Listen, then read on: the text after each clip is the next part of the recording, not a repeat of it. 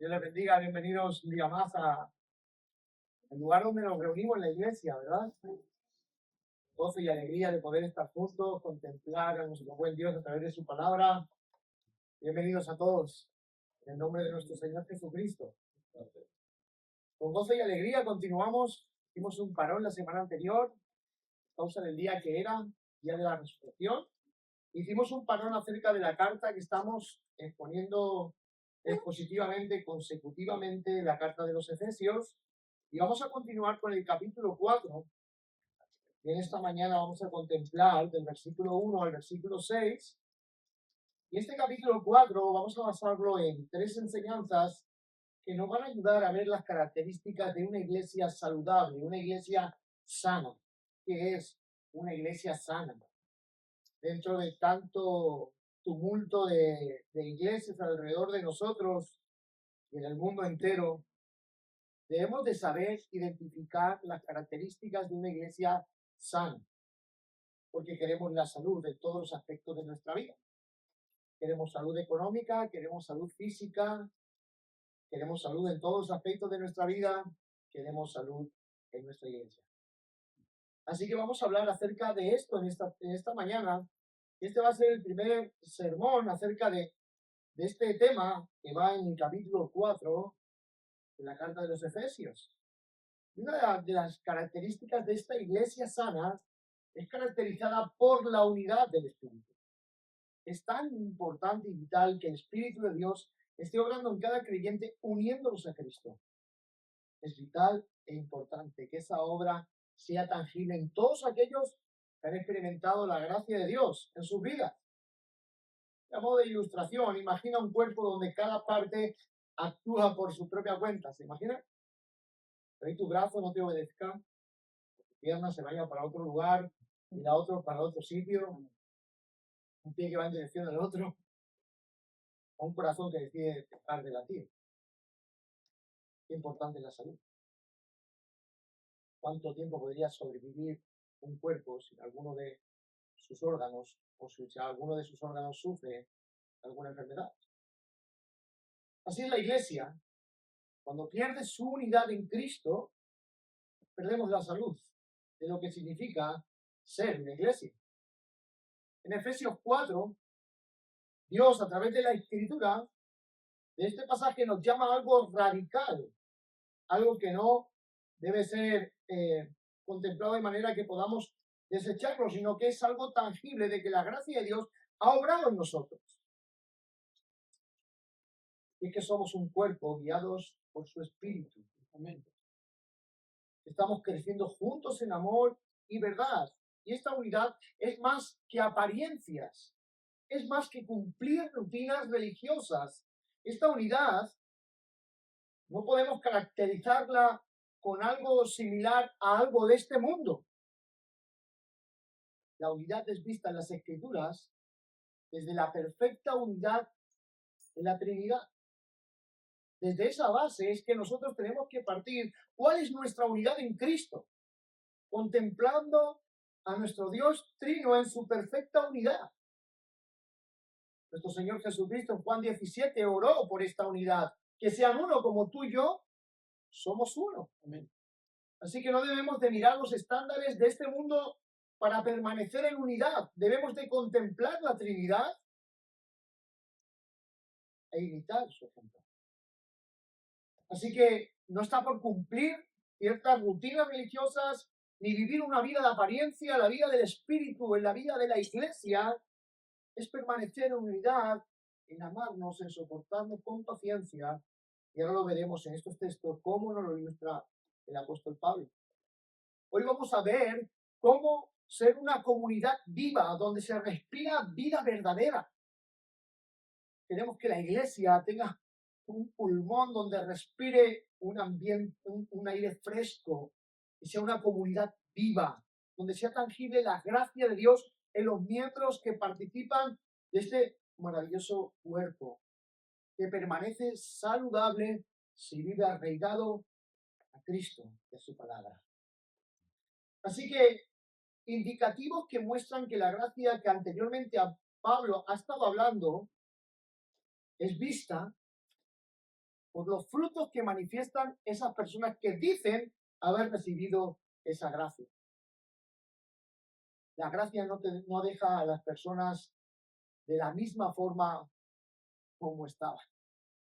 Daros cuenta que esta carta nos ha mostrado que el obrar de la gracia de Dios no deja a nadie indiferente, a nadie que esta gracia esté obrando, lo deja de la misma forma conforme estaba. Esta gracia fue preparada desde la eternidad. Esta gracia que el Hijo de Dios ha pagado entregando su vida para que fuésemos perdonados, esta gracia donde el Espíritu Eterno está obrando, confirmando nuestra salvación, esta gracia que ha obrado con poder en nuestra vida, con el mismo poder que levantó a Jesús de entre los muertos, esta gracia que nos dio vida cuando aún estábamos muertos en nuestros delitos y pecados, esta gracia que nos permitió experimentar las más ricas misericordias de Dios, esta gracia que nos ha dado la fe que descansa en la persona y en la obra de nuestro Señor Jesucristo, esta gracia impartida que nos ha creado en Cristo para buenas obras, esta gracia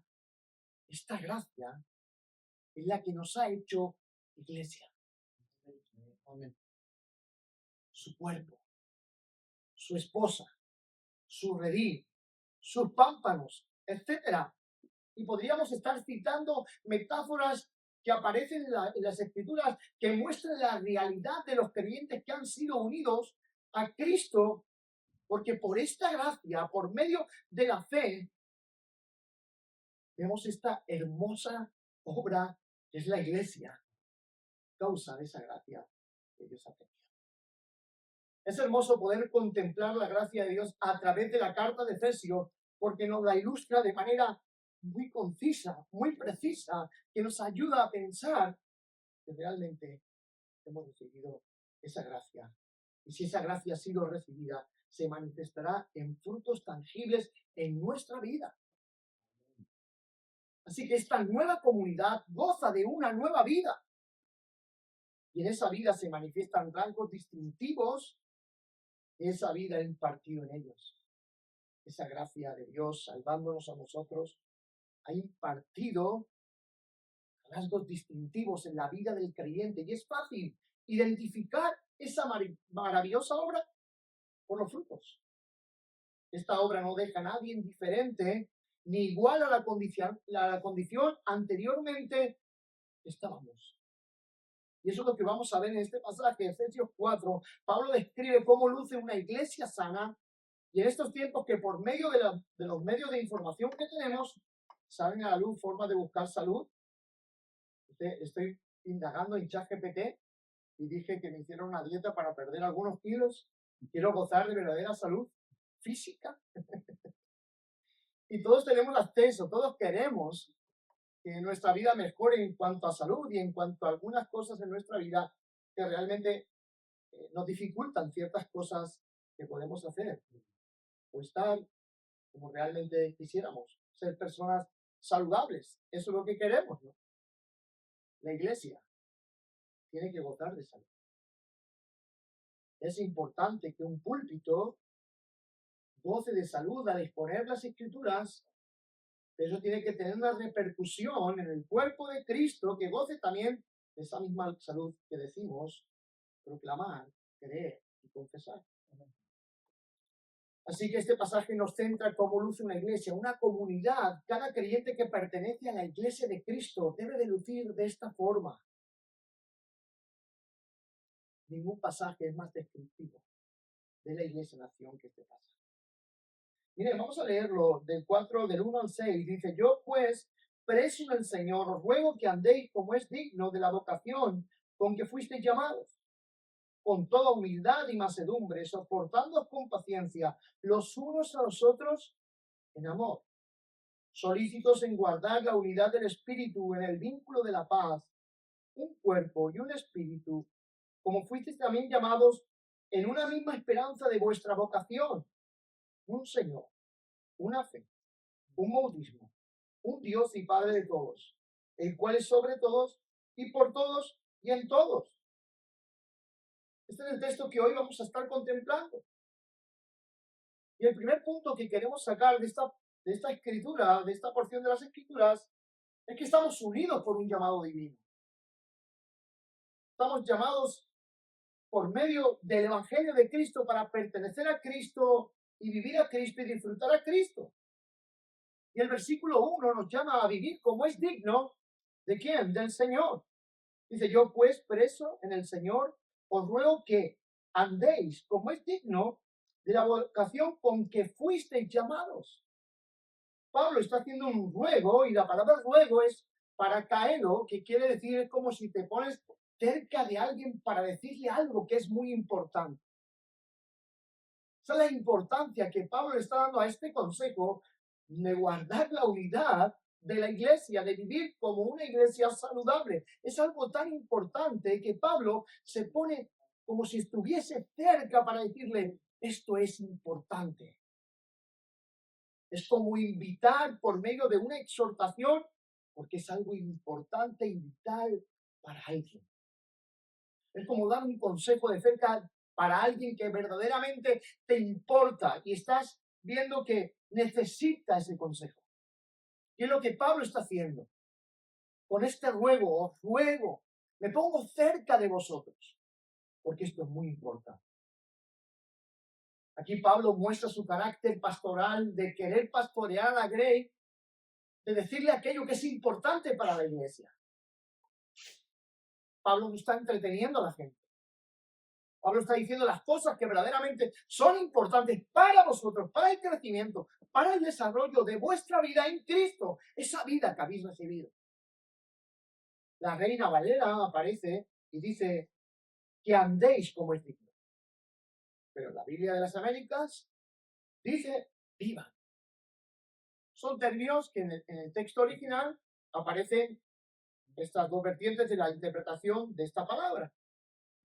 Y es un término bíblico. Es la palabra peripatestai.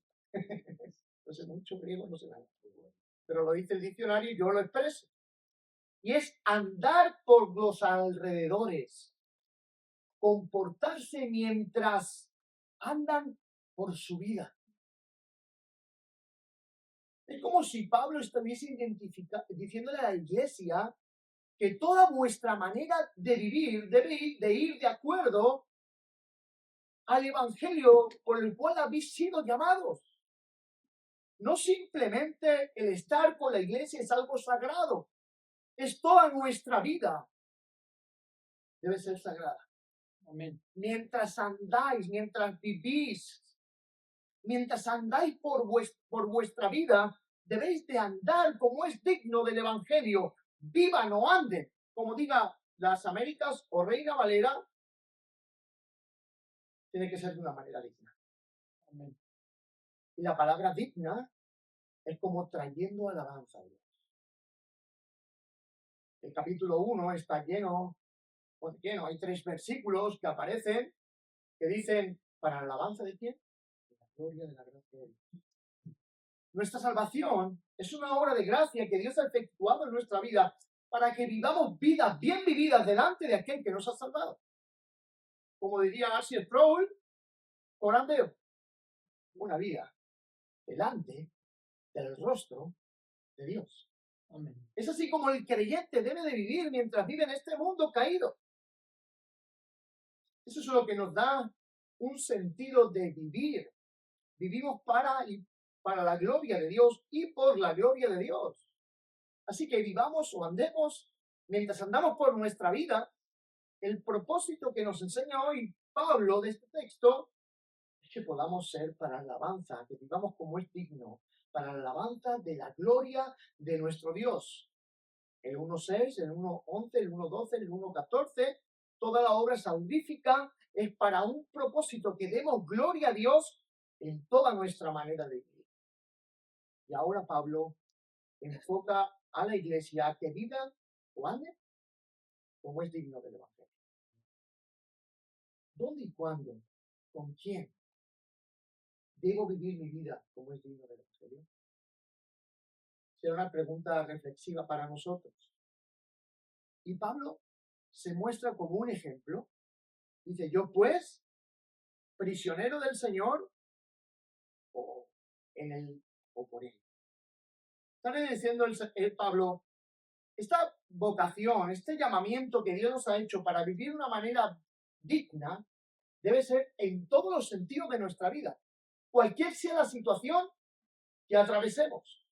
Por eso Él se pone como ejemplo. Yo, pues, preso en el Señor. Porque la condición en la cual Él estaba, muchos de nosotros quizás levantaríamos quejas y viviríamos o lo tomaríamos de diferente forma como Él se lo está tomando. Pero aún Él, en la prisión y en la condición en la cual se encuentra, sabe que aún en esa condición tiene que ser agradable a Dios.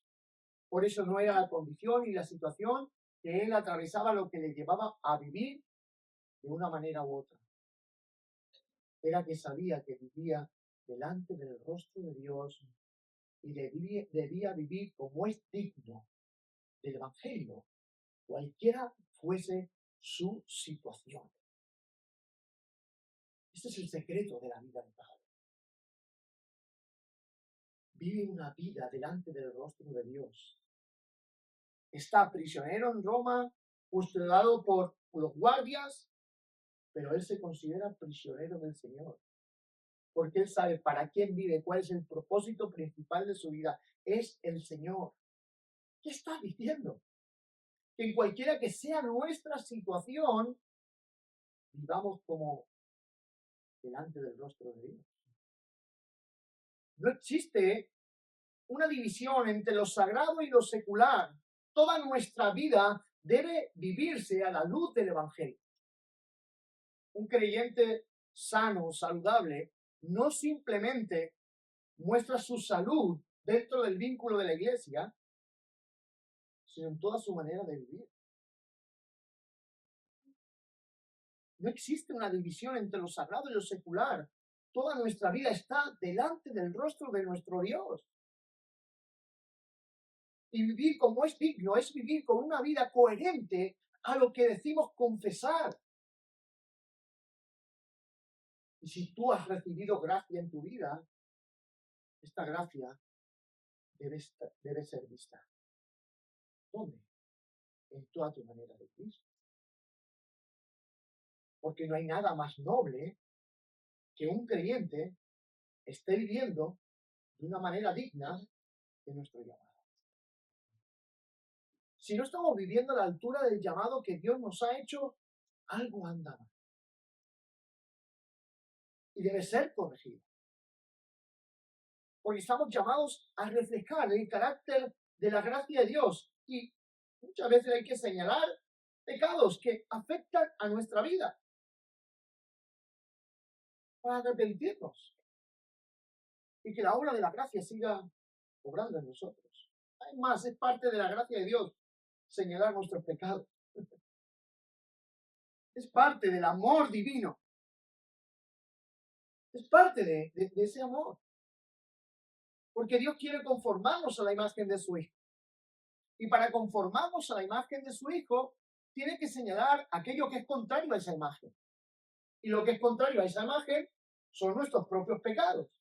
Por lo tanto, es gracia que nuestros pecados, el Espíritu de Dios a través de las Escrituras traiga convicción para arrepentirnos y que la imagen de Cristo cada vez sea más clara y evidente en nosotros.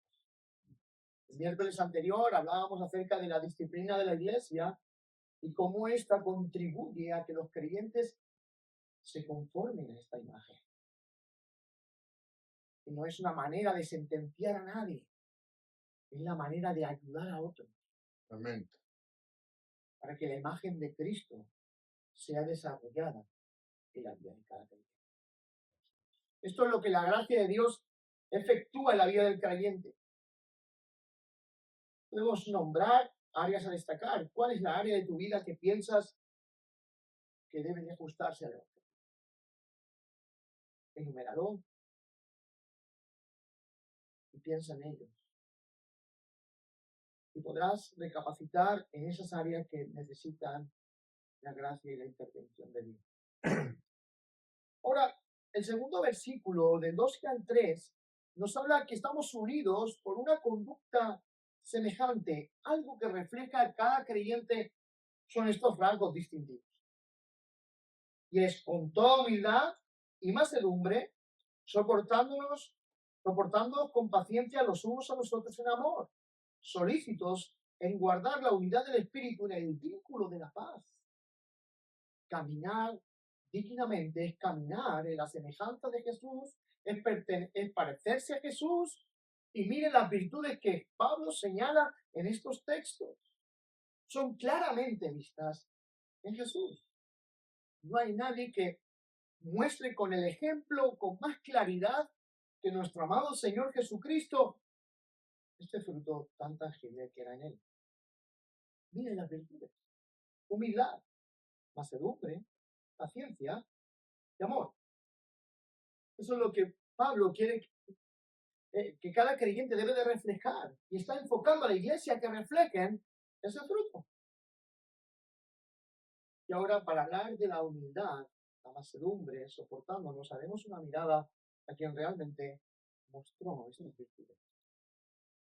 Es digno de nuestra vocación, es digno de nuestro llamamiento. Nadie ejemplificó estas virtudes mejor que Jesús. Él fue el ejemplo supremo de humildad, de paciencia, de amor, de mansedumbre. Su humildad, una persona humilde nunca quiere ponerse por encima de los demás. Y es la base de este reino. El orgullo destroza el corazón de cualquiera. El orgullo es visto en la manera con que tratamos a los demás. Y me gustaría rescatar una cita de Keller sobre lo que dice él acerca del orgullo. Dice, libertad, dice, de la humildad es libertad del olvido propio. Es olvidarte de ti mismo para beneficiar a otros. Porque la persona orgullosa está pendiente en cómo me siento yo. Está demasiado centrada en sí misma, de forma que no considera a nadie más importante que ella misma. Y dice que la esencia del orgullo es centrarse en uno mismo. La verdadera humildad no es pensar menos de ti mismo, sino pensar menos en ti mismo. Y es importante este rasgo distintivo para una comunidad de creyentes. La humildad es un rasgo distintivo que tiene que estar en la vida de cada creyente. Es señal de que estamos aprendiendo de Jesús, ya que Él nos dijo, aprended de mí, que soy. Pero es que no queda yo el texto, dice, y hallaréis descanso para vuestras almas. ¿Cuántas guerras y pleitos causa el orgullo?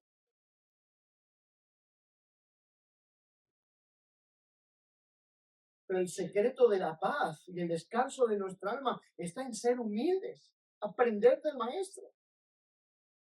Y él fue claro en este ejemplo.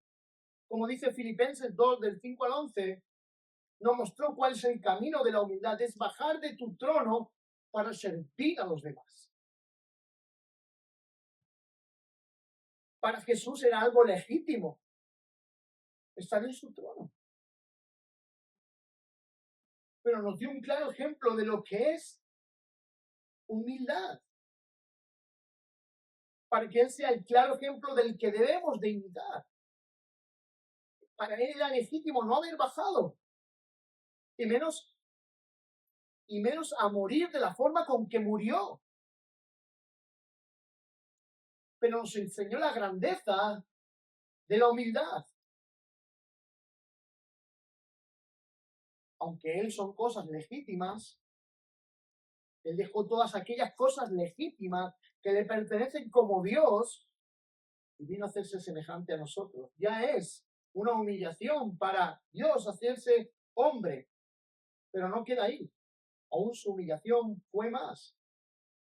Fue a la muerte, y muerte de cruz. No había muerte más humillante. Y todo para el bien y el rescate de otros que no merecían nada. Así que la humildad es vital, hermanos, para la unidad de la iglesia. Porque el orgullo destruye relaciones significativas de personas que están llamadas a vivir de acuerdo con el Evangelio. El orgullo es la rivalidad, es causa de que no hay salud en una iglesia, en el corazón de cada creyente. Porque cuando hablamos de iglesia no estoy hablando de este edificio, de estas 4 paredes, sino de todas aquellas personas que han sido salvadas por Cristo. Entonces, si en nosotros hay muestras de orgullo, realmente puede ser destructivo para mí mismo. Entonces, Pablo muestra que los rasgos distintivos de un creyente es humildad en el trato con los demás. Ahora, la pregunta para nosotros es, ¿vives para el bien de los demás? ¿O vives para promover tu autoexaltación? Y la iglesia no es para nuestra autoexaltación, porque eso está rompiendo el vínculo principal del cristianismo. Y vuelvo a nombrar a Keller, porque he cogido algunas de sus citas. Dice, la esencia de la humildad evangélica no está en considerarse menos, sino a pensar menos en uno mismo. Es la preferencia de darle lugar a otros, al servicio de otros. Y si tenemos que lavar pies a los discípulos, debemos de hacerlo, porque es la clave de permanecer en humildad, es saber la necesidad que tienen otros y considerarlas más importantes aún que las propias mías. Mansedumbre, un fruto tangible de una iglesia saludable.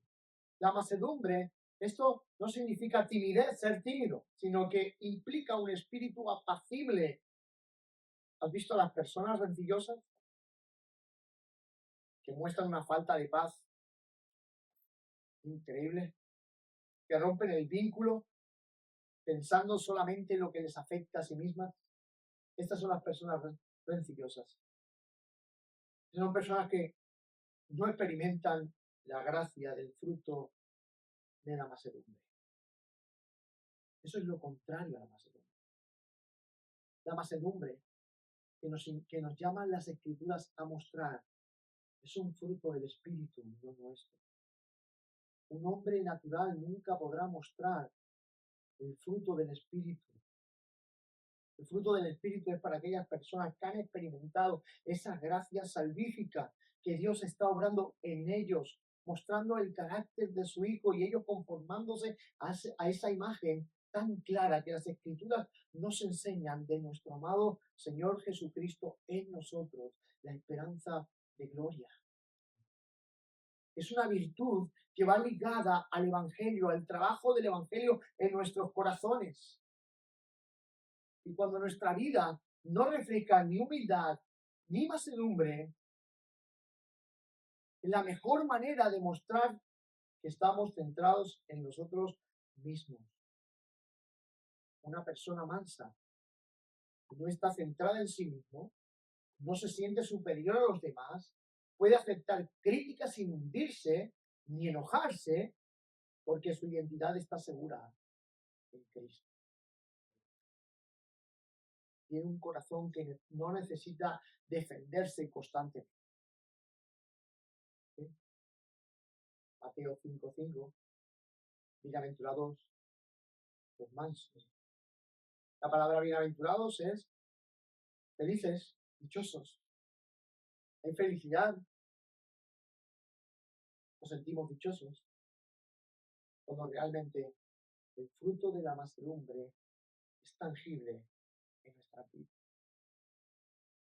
Muestra otro fruto tangible en una iglesia sana es que podamos soportarnos con paciencia. Y pienso que para nosotros el microondas hoy en día es demasiado lento.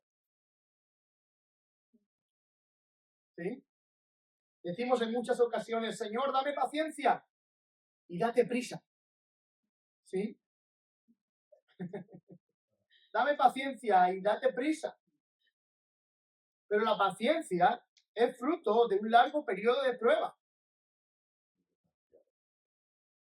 donde a través de momentos difíciles, tensos, podemos soportar lo que está viniendo sobre nuestra vida. Entonces, la paciencia se ejercita por medio de las situaciones difíciles. Nuestra falta de paciencia es una muestra de falta de amor y de humildad. Esperar a que todos tengan o hagan lo que yo pienso o como yo pienso, o cuando yo quiero. Tiene que ser como yo quiero, como yo pienso, cuando yo quiero. Está tan centrado todo, ¿ves? El fruto, que los frutos que se manifiestan, que son contrarios a lo que estamos mostrando, son frutos centrados en el egocentrismo de la persona. Y dentro del vínculo de la iglesia hay que despojarse de uno mismo para centrarnos en otros. Porque es la imagen que Cristo proyecta en su palabra para una iglesia sana. Para tener amor paciente tienes que soportar a los demás con sus fallas, con sus pecados, con sus errores. No es que seamos tolerantes con el pecado, sino pacientes con los pecados. ¿Cómo se cultiva la paciencia? Confiando en la obra del Espíritu, porque también es un fruto del Espíritu, y meditando en la paciencia de Cristo que nos ha mostrado a nosotros. Porque muchas veces no consideramos la paciencia que Cristo ha tenido con nosotros y nos comportamos impacientemente con otros. Pero tú mira el Evangelio. ¿Cuánta paciencia ha tenido Cristo contigo? ¿Cuánta paciencia ha tenido Cristo contigo y conmigo, mi hermano? La impaciencia viene de querer, a querer ser, a jugar a ser Dios. Repito, la paciencia viene de querer a jugar ser Dios. Exigir que las cosas sean a nuestra manera cuando nosotros queremos ser los dueños de nuestro tiempo y de las personas que nos rodean. Y eso en una iglesia sana no puede ser una realidad. En nuestro trato, en una iglesia sana, las personas no controlamos a otras. ¿Sí?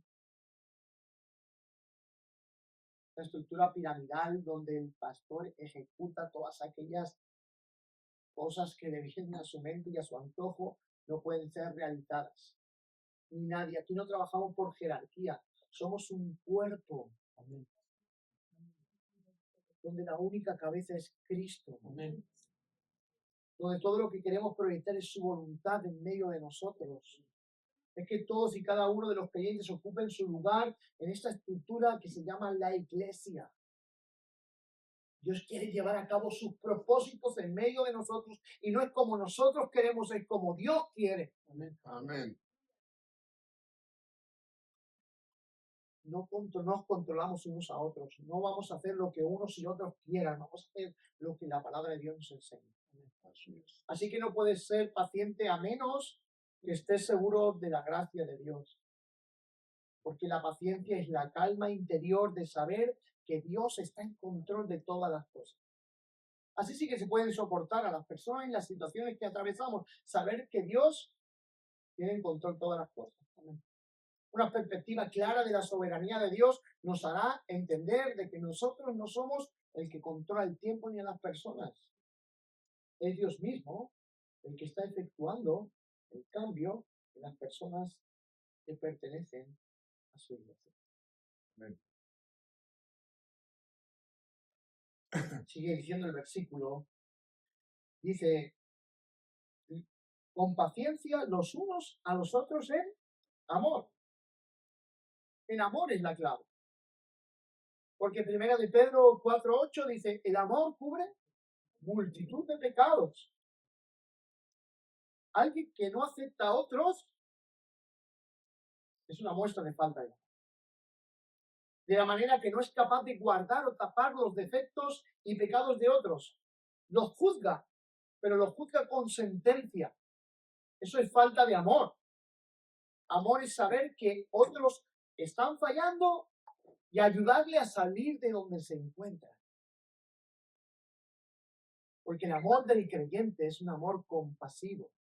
Y la compasión de Dios la vemos en Cristo. Su amor compasivo hacia nosotros le llevó a dejar su trono, a venir a vivir entre nosotros, a morir la muerte que nosotros merecíamos por amor a nosotros.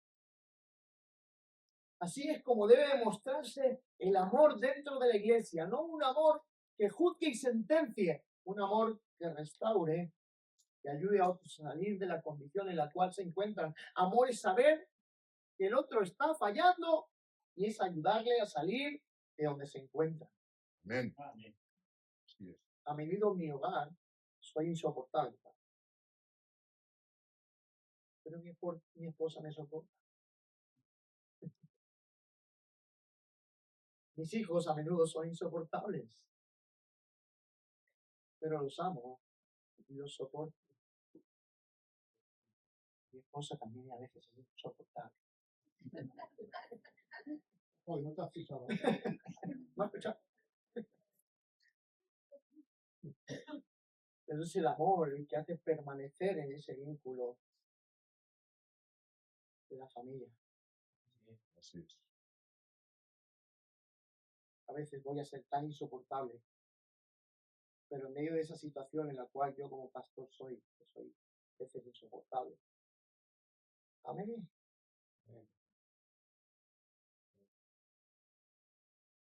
Pero no tolere mis fallos, mis pecados, no los tolere. Ayúdeme a crecer y a cambiarlos. Porque el amor no es dejar pasar todos los pecados y decir, bueno, es que como estamos cubiertos por el amor, dejemos. No, es señalar y ayudar.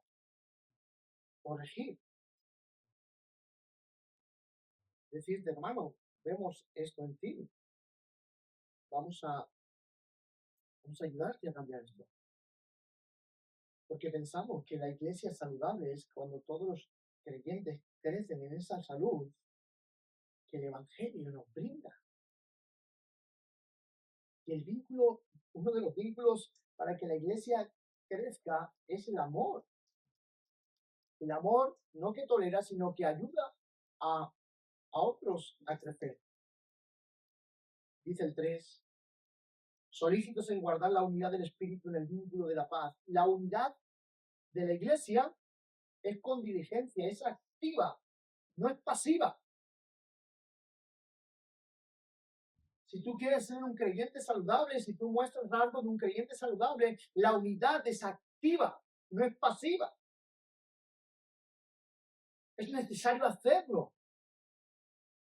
Y Pablo nos recuerda que estamos llamados a mostrar este rasgo distintivo de la unidad. Iglesia, estamos llamados a reflejar vivir de una manera digna del Evangelio. Y esto es vivir en unidad.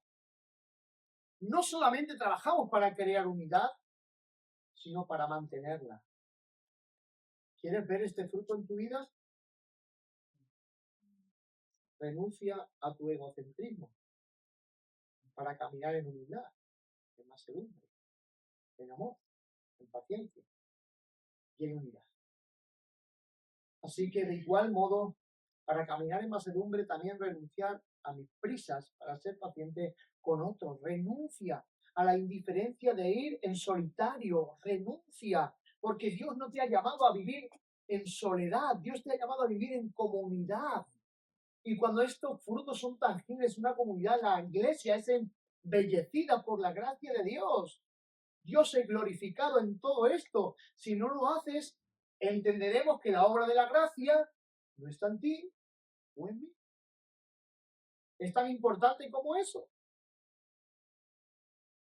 Somos un organismo vivo donde Dios transmite su vida a través de su espíritu y su palabra en nosotros. Dios nos cambia, nos transforma a la imagen de su Hijo. Y ahora el siguiente punto que vamos a tocar es que también estamos unidos por la confesión que confesamos del Evangelio. Esto yo le llamaría un credo primitivo. Pablo hace un credo aquí tan hermoso, centrado en la eternidad, y es importante lo que vivimos, pero lo que vivimos va ligado a las verdades eternas que confesamos. ¿Sí? Ayer el estadio de la Cartuja estaba dividido entre los aficionados del Real Madrid, ya sabemos todo cómo acabó, ganó el mejor equipo.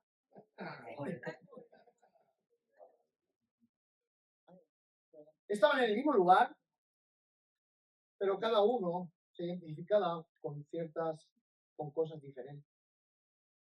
Unos se identifican con la derrota, otros nos identificamos con la victoria, así de fácil. Está contando. La iglesia, hermanos, no estamos llamados a reflejar cada uno una cosa. Estamos todos a reflejar una unidad. Amén. Una unidad que es perfecta en el vínculo estrecho de lo que confesamos, pero también en lo que vivimos. Es importante lo que vivimos, pero lo que vivimos va ligado de las verdades eternas que confesamos. No somos un club social.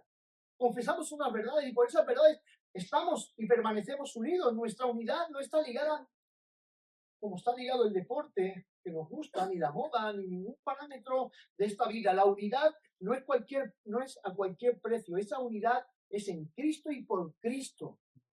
Y es por eso que estamos unidos. Y aquí Pablo muestra una confesión de fe muy clara, por lo cual el creyente está unido en el vínculo de lo que confesamos en la iglesia. Y dice, somos un solo cuerpo. Amén. Compartimos una existencia en común. Nadie eligió a nadie de los que estamos aquí para pertenecer a la misma familia, a la misma iglesia.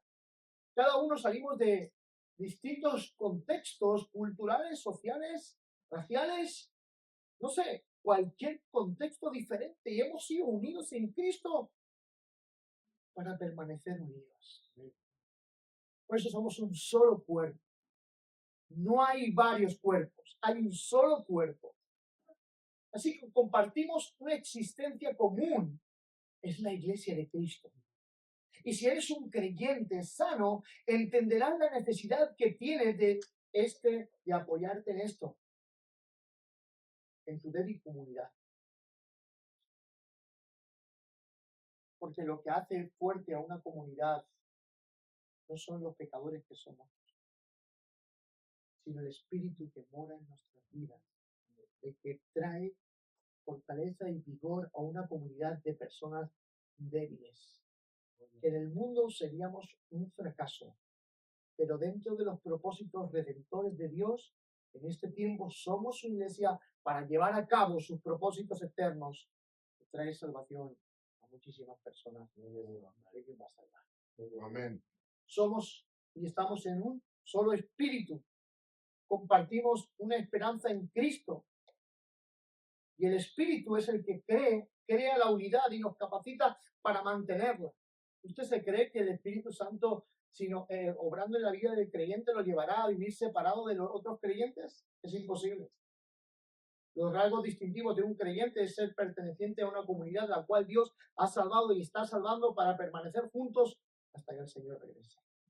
Que partamos de esta tierra.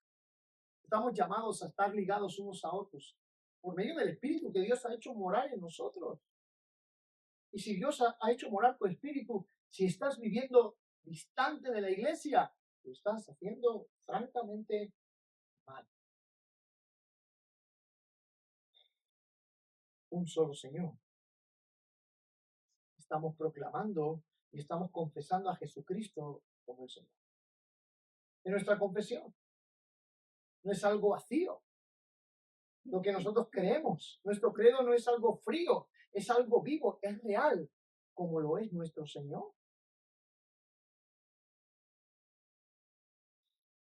Cristo vive y nuestra confesión acerca de quién es nuestro Señor es un Señor vivo, es real. Recuerdo aquella imagen de que siempre recuerdo yo de los mártires de Lyon, que eran los mártires que morían en los circos romanos, que eran devorados por los leones. Dice que salía el padre de familia antes de salir al circo a que los leones fueran devorados, familia entera, por los leones, decían: cuando digan cuál es nuestra patria, decimos el cielo. Y cuando digamos cuál es nuestro Señor, decimos en Cristo. Porque ellos querían que dijesen, nuestra patria es Roma, nuestro Señor es el César. Esta confesión no es simplemente algo teórico que nosotros aprendemos en el contexto de la iglesia, es algo real. Nuestro Señor es alguien real a quien vivimos sujetados tanto en esta vida como en la muerte. Amén. Y nosotros estamos unidos por esa verdad. Sigue diciendo una sola fe. Y este credo nos recuerda que abrazamos juntos verdades esenciales que las Escrituras nos están mostrando. Un solo bautismo. Compartimos la experiencia de ser bautizados espiritualmente en Cristo. ¿Tú has experimentado esta gracia? ¿De su Espíritu dándote vida? ¿Tú lo has experimentado? Yo también. ¿Te hace alguien diferente de mí? No, somos iguales. Pecadores en manos de un Dios que nos hace experimentar el bautismo de su Espíritu, haciéndonos ser personas nuevas que dan gloria a su nombre. Existen más vínculos por causa de lo que confesamos, pero no simplemente son confesiones teóricas, son verdades que experimentamos en nuestra vida. Amén. Son verdades que confesamos, pero son verdades que experimentamos en nuestra vida. ¿Has sido bautizado por la ordenanza del bautismo? Yo también. He hecho mi confesión pública delante de la iglesia. Y me he identificado con la muerte y la resurrección de Cristo para vivir en una nueva vida. ¿Tú también? Esa confesión no ha sido simplemente teórica. Es algo vivido. Y eso es lo que nos debe de llevar a la iglesia a unirnos. El valor de esta obra de gracia. El valor de lo que Dios ha hecho en Cristo para salvarnos. Eso es la iglesia. Un día estaremos delante de su trono cantando al Cordero por toda la eternidad. Y todo lo que la iglesia hoy vive es parte de ese adelanto de lo que un día será una realidad en el cielo, como lo es hoy. Pero ya sin pecado en nuestra vida. Disfrutaremos de Dios, disfrutaremos de la comunión de unos con otros, y esto es parte de la iglesia. Estamos unidos por causa de esta gloriosa obra del Dios Trino que ha hecho en su iglesia. Y esto es posible porque Jesús oró por esto. En Juan 17. Dice, no quiero saltármelo, dice, un solo Dios y Padre. Esto identifica a los creyentes como miembros de la familia de Dios. Así que eres de otra nación, eres de otra condición social, sí, pero eres mi familia. Esta familia imperfecta que Dios ha salvado para unirnos para un propósito mayor, de darle gloria a Dios por los siglos de los siglos. Amén. Dios mismo es la imagen de la unidad que la iglesia debe demostrar. Si nuestra unidad no refleja esta unidad que está en Cristo, en la Trinidad, no es la unidad que Dios quiere para nosotros. Porque Dios mismo es la imagen de esta unidad. Y la Trinidad es vista en esta confesión. Dios mismo es la imagen de la unidad. Y Jesús en Juan 17:21, Jesús oró por la unidad presentando esta oración. Para que todos sean uno, como tú, oh Padre, estás en mí y yo en ti, que también ellos estén en nosotros. ¿Cómo nosotros estamos en Cristo? El Padre y Él están y nosotros en ellos. Es por la obra del Espíritu Santo en el corazón del creyente. Amén. Ahí tiene Jesús orando por esta unidad trinitaria impartida en la vida de los creyentes. Así dice, Padre, estás en mí y yo en ti, que también ellos estén en nosotros, como está, dice, como están ellos en nosotros, por su Espíritu está. Es imposible que una persona que habita a Dios mismo en ella viva lejos de la unidad que el Espíritu produce en la vida del creyente. Si confesamos lo mismo, estamos unidos a Cristo, hemos sido bautizados por un mismo Espíritu, tenemos un mismo Padre, confesamos todas estas verdades, el llamado que debe de caracterizar a la Iglesia es permanecer en unidad. Y para permanecer en unidad debemos de aprender que esos frutos son necesarios para nuestra relación en este camino. Debe ser humilde, debe ser manso, debe soportar con paciencia a otros, debe llamar a otro. Debemos de vivir en la unidad del Espíritu. Es un vínculo de paz.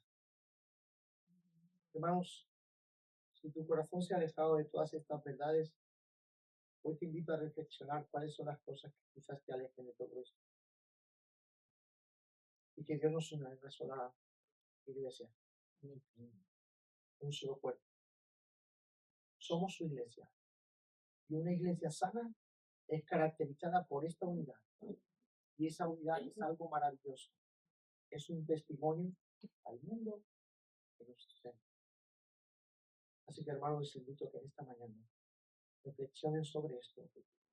Y si ustedes confiesan las mismas verdades que nosotros confesamos, les invito a que seamos parte de este propósito y demos gloria a nuestro Dios. Padre, gracias por darnos este privilegio y esta oportunidad de ser parte de tu pueblo. Entiendo a Pablo ahora como ese juego, como esa insistencia de querer estar cerca para decirle al oído de la iglesia aquellos rasgos distintivos que deben o están en una iglesia para vivir en ese vínculo de la unidad. Luego que estén en medio de gracia y verdad. En el corazón de cada hermano y hermana que tú nos has unido por tu favor. Pido, Señor, en esta mañana, que estas verdades, Señor, penetren en nuestro corazón y sean vividas, que sean tangibles, de manera que demos gloria y honor a tu precioso nombre. Oramos en esta mañana y pedimos que sea todo conforme a tu preciosa voluntad. Gracias por en el nombre de Jesús.